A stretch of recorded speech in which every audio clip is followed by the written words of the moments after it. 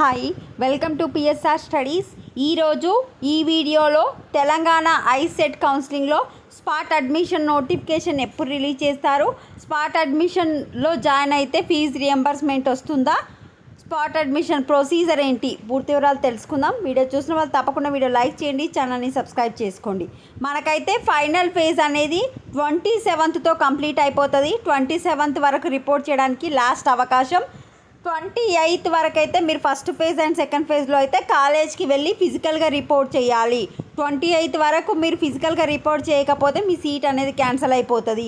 నిన్న సీట్ వచ్చిన స్టూడెంట్స్ మాత్రం 27 లోపు మీరు ఆన్లైన్లో అయితే రిపోర్ట్ చేయాల్సి ఉంటుంది. మరి మొత్తం 2 ఫేజ్ల కౌన్సిలింగ్ అయిపోయిన తర్వాత మనకు స్పాట్ అడ్మిషన్ నోటిఫికేషన్ అనేది 27th రోజు రిలీజ్ చేస్తారు. అంటే 27th సెప్టెంబర్ నైట్ వరకు మనకు స్పాట్ అడ్మిషన్ నోటిఫికేషన్ అయితే రావడం జరుగుతుంది.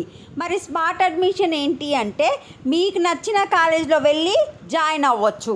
స్పాట్ అడ్మిషన్లో మీకు నచ్చిన కాలేజ్లో వెళ్ళి జాయిన్ అవ్వచ్చు. ఫర్ ఎగ్జాంపుల్ ఇది లాస్ట్ ఇయర్ సిబిఐటి కాలేజ్ వాళ్ళు గూగుల్లో పెట్టిన స్పాట్ అడ్మిషన్ నోటిఫికేషన్ అన్నమాట. అంటే కాలేజ్ వాళ్ళే స్పాట్ అడ్మిషన్ అనేది కండక్ట్ చేస్తారు, గవర్నమెంటే కండక్ట్ చేస్తారు. వాళ్ళ యొక్క రూల్స్ అనేది వాళ్ళ నోటీస్ బోర్డులో పెట్టడం జరుగుతుంది. అయితే the candidates admitted under spot admission are not eligible for any tuition fee reimbursement. Spot అడ్మిషన్లో జాయిన్ అయితే ఫీజు అయితే రాదు. స్పాట్ అడ్మిషన్ అనేది ఓన్లీ 2 రోజుల టైమే ఉంటుంది. మీరు మీకు నచ్చిన కాలేజ్లో వెళ్ళి జాయిన్ అవ్వచ్చు. ఇట్లా టోటల్ వేకెన్సీస్ ఎన్ని ఉన్నాయి ఆ కాలేజ్లో అనేది పెట్టడం జరుగుతుంది. అండ్ ఫీజు కూడా ఉంటుంది. మొత్తం వచ్చేసి 90,000 అంట సిబిఐటీలో, అండ్ 7,500 వచ్చేసి అదే జేఎన్టీయూ ఫీజు, వేరే ఫీజులు ఉంటాయి కదా అవి. సో స్పాట్ అడ్మిషన్లో జాయిన్ అయితే ఫీజు రియంబర్స్మెంట్ రాదు. స్పాట్ అడ్మిషన్ వచ్చేసి 27వ తారీఖు నోటిఫికేషన్ రావడం జరుగుతుంది. అంటే 27, 28, 29 ఈ 3 రోజులలో స్పాట్ అడ్మిషన్ అనేది కంప్లీట్ అయిపోతుంది. స్పాట్ అడ్మిషన్ కంప్లీట్ అయిపోయిన తర్వాతమే మనకు ఏమైనా సీట్ మిగిలితే స్పెషల్ ఫేజ్ కౌన్సిలింగ్ అలాట్మెంట్ అయితే ఇవ్వడం జరుగుతుంది. వన్ మోర్ వచ్చేసి స్పాట్ అడ్మిషన్లో మీ ఫ్రెండ్స్ ఎంత అయితే ఫీజు కడతారో మీరు కూడా అంతే ఫీజు పే చేస్తారు. బట్ మీకు ఫీజు రియంబర్స్మెంట్ అయితే రాదు. ఇది డిఫరెన్స్.